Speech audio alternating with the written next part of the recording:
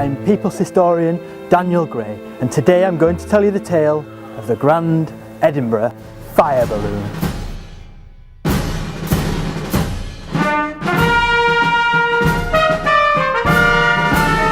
I love flying back into Edinburgh. You might feel sad that your holiday's over, but to look down and imagine all those lives being lived in the grey stone, to see the Forth pushing its way through like some demented tapeworm. Imagine being the first human to have that view from above. Imagine seeing Edinburgh from up there for the first time.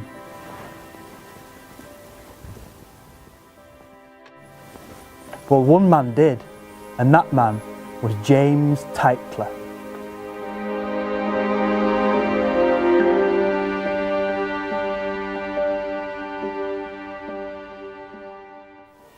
James Tytler is only now commemorated by the naming of this neat back street in Abbey Hill. His life, though, was anything but neat. It was anarchic.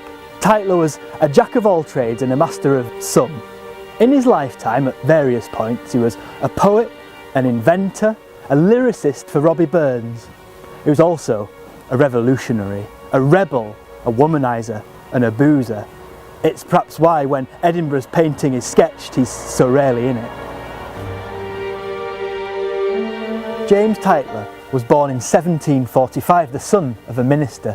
He himself became a preacher for a while before studying medicine at the University of Edinburgh. But the ever-talented James Tytler was not out of work for long. He became the editor of the Encyclopaedia Britannica, each night turning over his landlady's wash tub and editing thousands of entries. When he got to H for hot air ballooning, he became obsessed.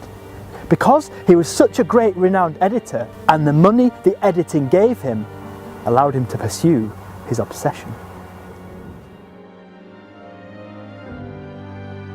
Tytler was obsessed with the great balloonists of Europe, men like the suave Vincente Lunardi from Italy.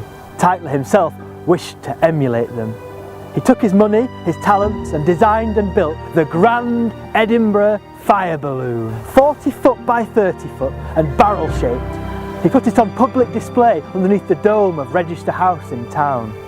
It was impossible to inflate fully, and he was ridiculed.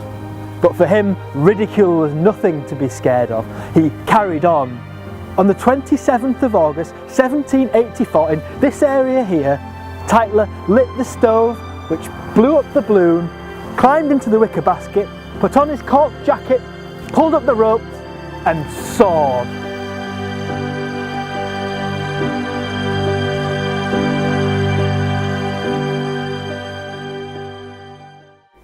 Tytler climbed 350 feet high. He landed half a mile away, here in Wrestlerig village. Tytler had become the first British person to ascend in a hot air balloon. He'd also become that first person to see Edinburgh from above. Lunardi saluted Tytler's achievements. Unfortunately, Tytler had set off very early in the morning, so not many people had been there to see his accomplishment. In October, he set about repeating his accomplishment.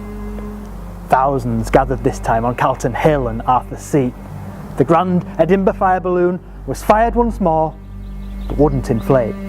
When it did, it would only take off without Tytler in the wicker basket. The crowd began to boo. Very quickly, Tytler went from the hero of the city to the villain.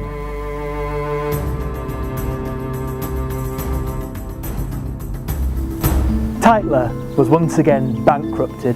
Perhaps worse than that, he became a figure of fun across Edinburgh. It's where the phrase "ya balloon" comes from.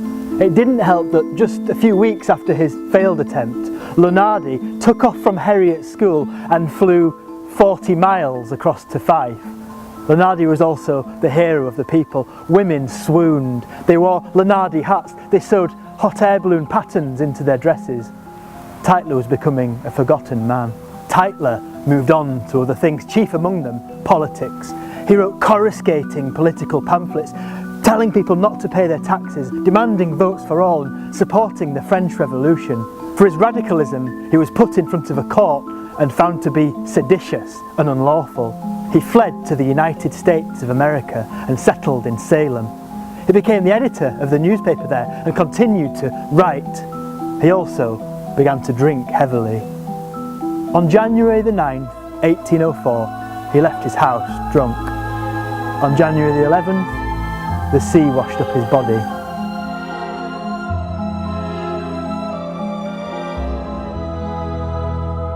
I feel sad that James Tytler has been forgotten.